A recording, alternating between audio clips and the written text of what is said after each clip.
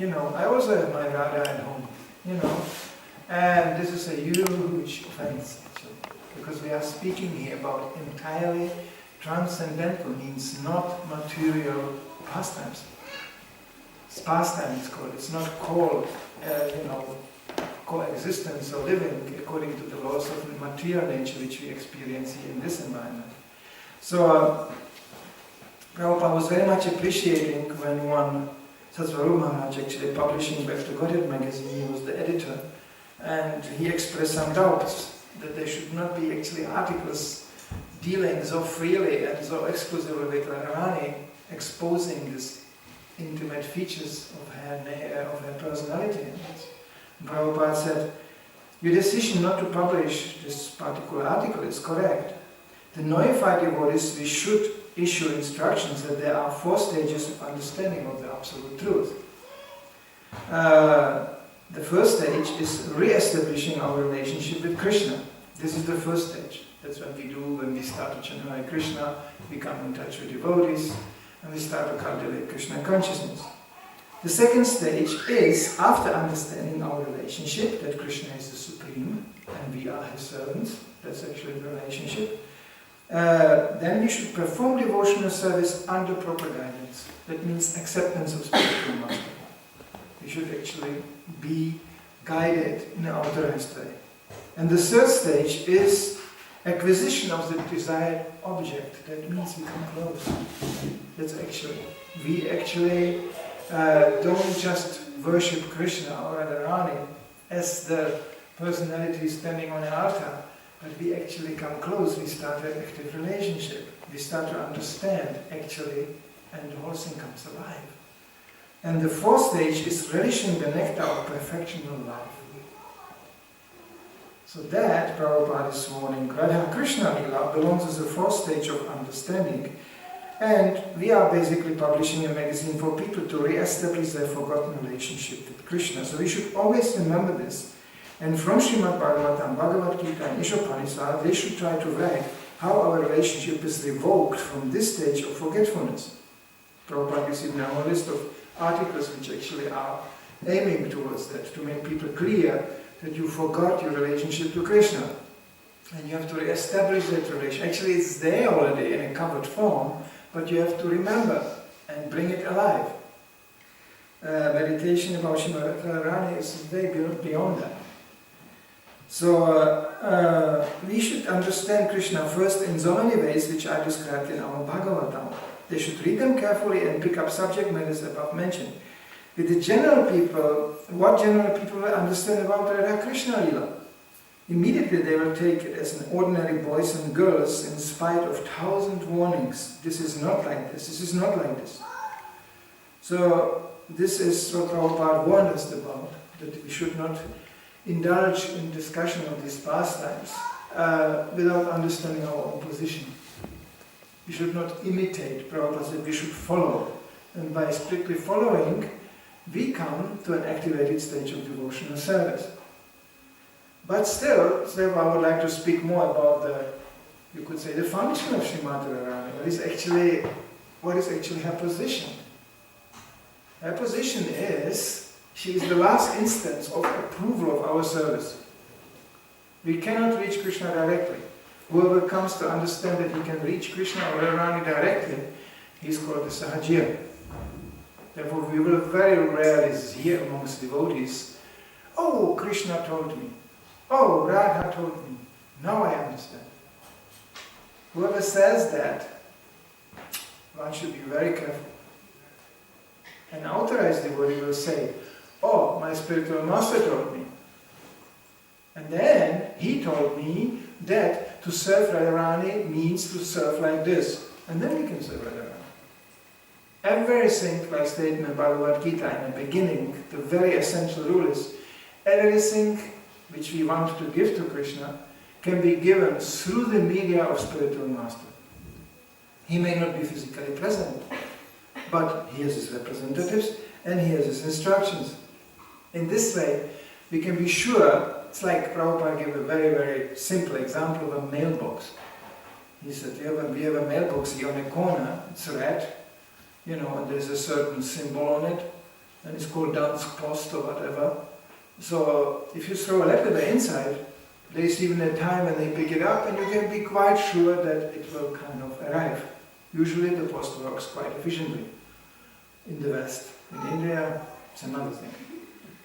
I remember the first time devotees arriving in India, they were heading for Yamuna taking baths, and right after they took baths, and this Gurudas is describing, they saw in the middle of the Yamuna a huge sack floating full of letters down the Yamuna, mail.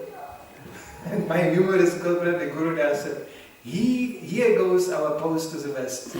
It was a floating sack. The postman just threw it somewhere in the river, and it just floated down the river, that's it. So, but here, it works generally quite efficiently. So you can be quite sure the mail will arrive. Why? Well, you throw it in an authorized box. It's simple. You can reproduce the same box. Probably I could do that. You know, you can paint it the same way, you can hang it on a wall, you can keep on throwing letters inside. And you know what happens? Nothing. Nobody will pick up the letter. There's no postman coming. The letter will be not handed from one postman to another, to the terminal. From there it goes to the country, you know, to the airplane, to the train, and it will finally arrive. But if it's not authorized, the mail goes nowhere. You can write wonderful letters. You can write beautiful poetry. But the letter is getting nowhere. So the main objective of a really somebody who is serious in Krishna consciousness, how do I reach Krishna? Not just, you know, of course, you may wonder, Srila Prabhupada said sometimes, us pray to Krishna. You think, well, why was me praying to Krishna directly? No, I don't actually pray to Krishna directly, because Srila Prabhupada told us so. So it's already approved by the Guru Parampara. This is the very, very basic and most important understanding of spiritual life. If our endeavors are not approved and not accepted by the disciplic succession, we are working in vain. It's not coming, there will be no response. Rather, the symptom is, you can see, such a pseudo-worshipper, he gets more and more proud. Look, I'm writing such a wonderful letters full of devotion and bhakti, and I throw it into this box, Krishna. Well, sorry, it was the wrong box. The mail doesn't go anywhere. It's even written in the Shastra, when you chant a mantra which is not authorized, you can just, it's a sound. Of course, Maha Mantra is basically always authorized, because that's the mantra for this age. Still, there are differences. Some people can chant, you know, with some Vastu intention, some people can chant, you know, for musical entertainment. It's always beneficial, but the effect will not be the same. So if you want the full effect, we have to try to work in an authorized way. And what is the spiritual master doing? He's accepting our offering, any kind, from food up to prayers, everything, what is offered to spiritual master, he offered it to his spiritual master. And he offers it to his spiritual master. And that goes all the way up, ultimately reaching Radharani. She is the last secretary. It's like the very boss has a secretary. So she is a secretary. The mail comes in. When she goes, this mail is authorized. Her boss will accept it. Krishna never rejects an offering which is recommended by Radharani. Radharani actually has, you find it in a perverted form in the material world, she has a full control over Krishna. This is amazing. Krishna is God, he's not controlled by anybody, but he's controlled by Radharani. It's amazing. In the material world they try to replay it, but usually they end up divorced or something like this. But you know, that's why the men are afraid. My Radharani will really control me. Help, you know, help. Sometimes they don't want to go home because they know the Radharani is waiting there with some stick and asking, where were you last night? You know, our domestic pseudo-Krishna has to do that. Yes, sorry, I come too late. This is all perverted reflection. But in the real sense, in the spiritual world, yes, Radharani controls Krishna. How? By her love. Krishna is just obliged. When Radharani says, this offering from this bhakta arrived, look, you must take it. Krishna accepts immediately. Therefore, she is like the key, she plays the key role in a whole line of disciplic succession, so our offering can be accepted. Don't worry, the mail doesn't take very long. So like in the Western world, when you send mail to India, probably, I don't know what it takes nowadays, but at least 1 week or 2 weeks it takes before the mail arrives in India. In a spiritual sense, the offering is arriving instantly. The transportation in a Guru Parampara system is extremely fast. There's no delay. But ultimately, it depends on the arrival. So then she is recommending Krishna accepts. Therefore, spiritual master is also called as being the confidential servant of Radharani, the confidential servant of the gopis, because he has a closer access. Everything in Krishna consciousness works like this. Of course, people like to take it on their own. They like to take the process and privatize it, and adjust to their own needs. This is very common, especially in Kali Yuga, that people don't have any cultural background, there's no education. Like in India, you can still see there's education, you have to always follow somebody. There's always some authority. Here, people are under the illusion that actually they don't have any authority. Of course they have an authority, there's authority everywhere, but it's kind of covered up. You are a free man. Just do whatever you want. Nobody can do whatever he wants. Everybody must follow. So devotees pray for the guidance of Srimati Radharani via the medium of the spiritual master. So we should not indulge prematurely in these discussions. Devotees used to ask Prabhupada this, knowing him being a very confidential resident of the spiritual world. And Prabhupada was very hesitant. Very hesitant. Like the song we sang in the beginning, Jaya Radha Madhava, Gopijana Vallabha, Giridhari. So this is like Prabhupada said, that was the song where Prabhupada couldn't restrain his transcendental emotions, and he actually broke down when he was chanting it in public view. Prabhupada was very embarrassed. He said actually to his servant after it happened, it was Prabhupada broke down in ecstasy, and you cannot imagine, I saw it only once and Prabhupada really went into ecstasy. Even the most foreign guest or newcomer got the idea that this is something very, very intense. This is unbelievable to see something like this. To see pure devotee in an activated state of his devotion to Krishna. That means Krishna took over. And he completely lost control over the external environment. Just couldn't speak, couldn't relate to anything. So Prabhupada sometimes, after he sang once his song, he lost his control and stopped relating to everybody. Just went complete in ecstasy. And everybody became very quiet. Somebody started to chant Hare Krishna just to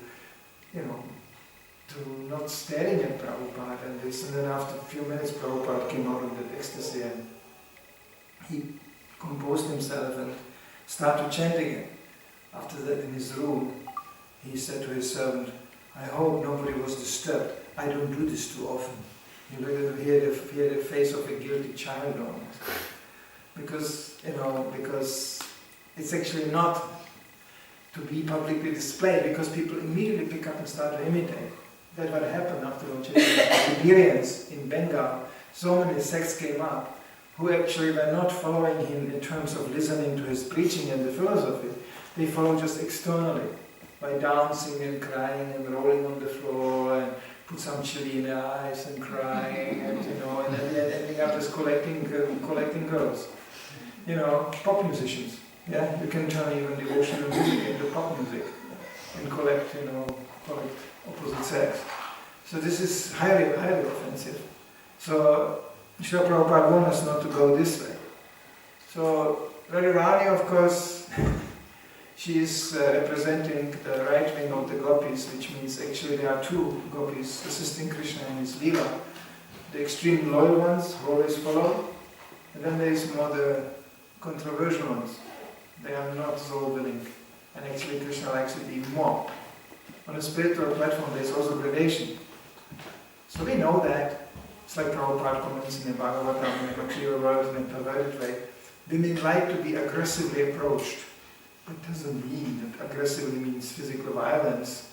Some fools start to interpret this. No, that means actually that women are flattered when a man starts to fight for their favor. starts to make arrangements, so he's just noticed, and he starts to make arrangements, and he can come close to her. And women always, they are very good at this, they are very equipped, for this, to always play like, hard to catch game. Once Prabhupada was watching two flies on his table, they had their own lila going on. It was not the rasa, it was something else. So he watched these two flies in Mayapur on his table like this, and there was of course obvious, one was male and one was female. And the female was just was sitting right there, and the male was just making really aggressive approach, and the female was like, what is this? Where is this fat black guy coming from? Disgusting. And and then he flew a little piece, but just a little piece, just to stay in a range.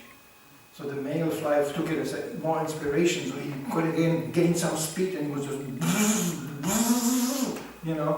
And the female always stayed in a range just to build up the tension. It's a classical male-female, rasa. This kind of relationship. And Prabhupada looked at them and looked at his servant, and he said, it's the same game everywhere. The whole material world is turning around this.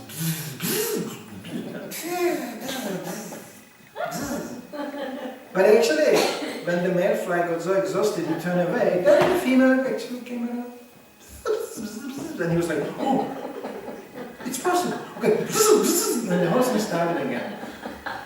That's how the game is actually conceived, This is like arranged like that. So this is all perverted reflection from the spiritual world, where actually Radharani is the leader of those who are always a little bit teasing Krishna, are not completely loyal. Krishna has to struggle a little bit to get the favor of Radharani, and he likes it. The tension is actually more built up. It started right away from the first day they met. In Varshana in India, you can see on the hill, that's actually not, as is often said, the place where Radharani appeared. She didn't appear in Varshana, she appeared in a small village nearby. But that's where she grew up. So, so when Radharani was still a very, very small girl, and Krishna was a very small boy, it was evident that these two are actually meant for each other. So the villagers kind of introduced them to each other, the gopis and the gopas, and they showed Krishna, this is the Radharani, look. And Krishna was immediately interested. His eyes opened and he was immediately going, a small boy. And the Radharani was immediately like, who is this? The relationship was set right from the beginning. They're going, you cannot be like that. This isn't Krishna, he's nice. So they introduced him, they pushed them together. And Radharani was like completely, oh, do I have to do this? And, oh, who is this guy? Oh. And Krishna was like, what is the problem? What is the problem? It was very tense, the whole atmosphere. So finally it actually became so tense that they wanted that they give each other these hands. Sometimes children, they come and they embrace each other spontaneously. Sometimes they beat each other too, but they embrace each other. So they actually, to build up the tension, they were pushing them together. Go, give him the hand at least. And Krishna was immediately for it. He was like, yeah, 2 hands, no problem, And Radharani was like, finally they had to take her hand and really by force, just stretch it towards Krishna, and he was reaching for the hand. And in the last moment, Radharani still managed to give him the hand like this. Not with the fingers like this, she was like this. And then she gave him the hand. And Krishna was, now I could touch his hand. So this is the relationship which was already there. So of course, again, these are not really mundane relationships. Even we find them in the material world in a perverted form. They are very sweet because actually they are all of a transcendental nature. It's based on pure love of body. That's what we are all striving for. And in the perfect form, Radha and Krishna are the embodiment of that. So it is ultimately the perfection of life to be entirely absorbed in the pastimes of Radha and Krishna. But we should very, very mind our own position. Not prematurely and not cheaply get involved. We can hear about that. And Srila Prabhupada was writing the Krishna book. Then he came to the sections of Rasa Lila. Srila Prabhupada was in constant competition with his editors and with his publishers and with the printers, because he was always ahead, always writing, and then the others were always publishing and everybody was behind. But when it came to Krishna book, to this section, everything kind of stopped. And the devotees were wondering, Prabhupada stopped writing. What happened? Everything slowed down. So they were like, they asked Prabhupada, well, you have some problems or some difficulty, or what can we help, or what should we do? Prabhupada said, no, don't push me. He said, don't push me, I have to put it very carefully. So for this whole section from the 10th canto of Srimad Bhagavatam, if you find like transcribed in form of Krishna book, Prabhupada put the commentaries and the words very carefully, so we don't get the misunderstanding. This is just some mundane literature, some romantic, mundane description of some love affairs. So that much can be said. On this day always, I tend always to stress this principle of parampara, where Radharani is the last link. Pastimes you find in various books, most of them were not commented upon by Srila Prabhupada. It was not on his priority list to write this, translate it, and comment this. There are specifically scriptures dedicated by the Goswamis, who actually were writing these books under the direction of Srimati Radharani. There was even some was Rupa Goswami. They were very, very living like mendicants. Not bothering even with some food or some maintenance. They were just writing these books. That was their main task. And then, I think it was Sanatana Goswami visited Rupa Goswami sitting under a tree. They were visiting each other. Everybody was sitting under some tree and writing. So he found Sanatana Goswami, or Rupa Goswami found them, that while he was writing, he had a big plate of a very fancy prasadam next to him, which was not like normal, And Rupa Goswami was still absorbed in writing, and when he took some prasadam, and this Goswami said, where did you get that from? You're not cooking, you know that.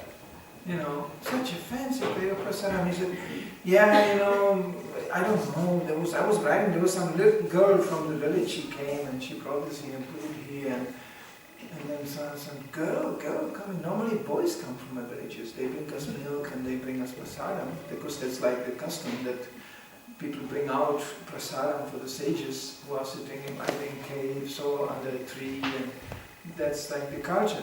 So he said, but this time was a girl? What kind of girl? He said, yeah, she was very nice, and he was writing, and he said, she was actually very nice, she had beautiful eyes, and then when he started to describe that girl, all the symptoms of ecstasy arrived in his body, like hair standing on end, and all these symptoms described in the Shastra.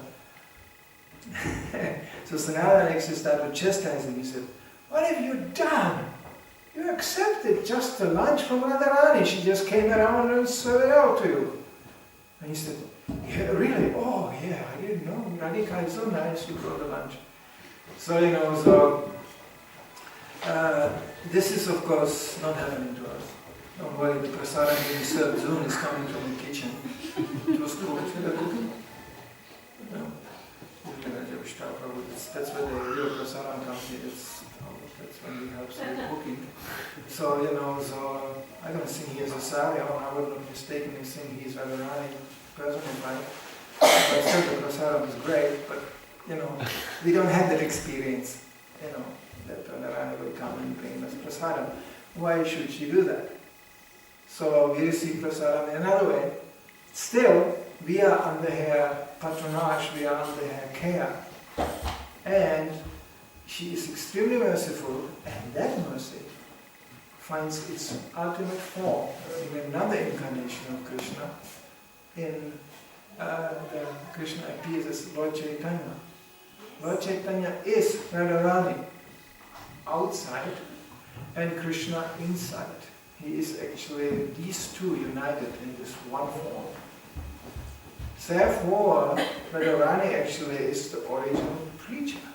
Even in the spiritual world, she's not preaching, but she appears in this preaching form due to her mercy to the conditioned souls, which takes in Kali Yuga as specific, excessive form that is unconditional.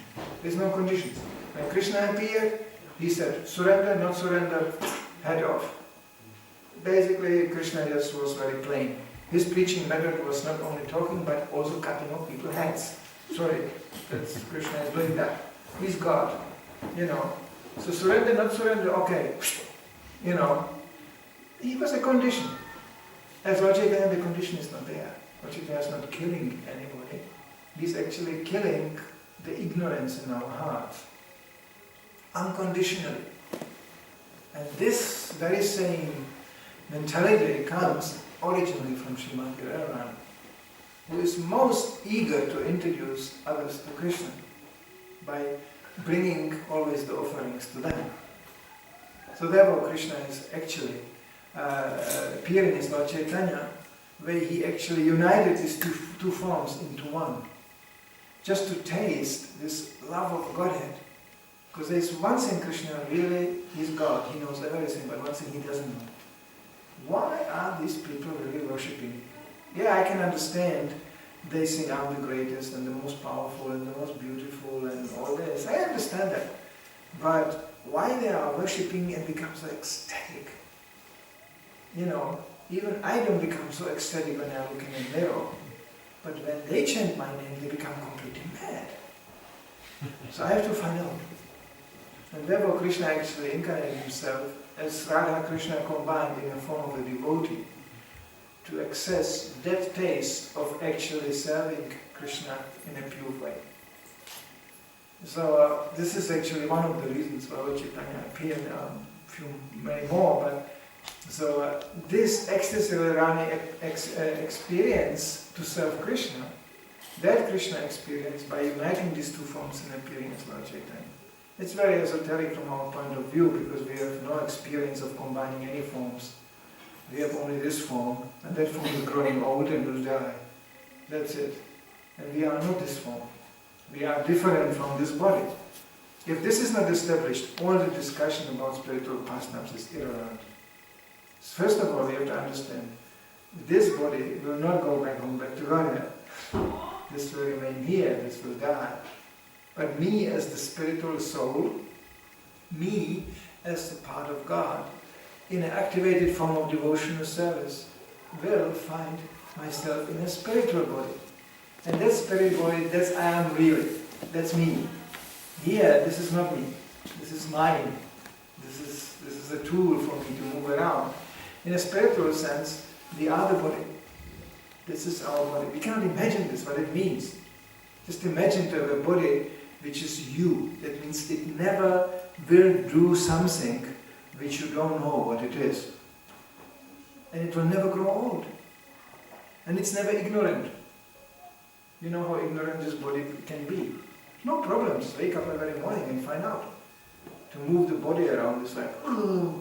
And you're already awake, your consciousness is there, but the body is not awake.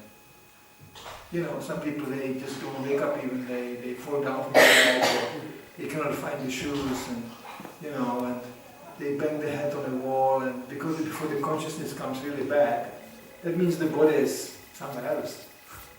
And above all, as Prabhupada told to one priest, asking, yeah, I'm also preaching, I have also followers, but the priest was actually honest. He said, but I don't know how to explain to them, you know, that they are not this body. I accept the concept, but I don't know how to explain this. Prabhupada told him a shocking answer. It was in Germany, Professor Durkheim.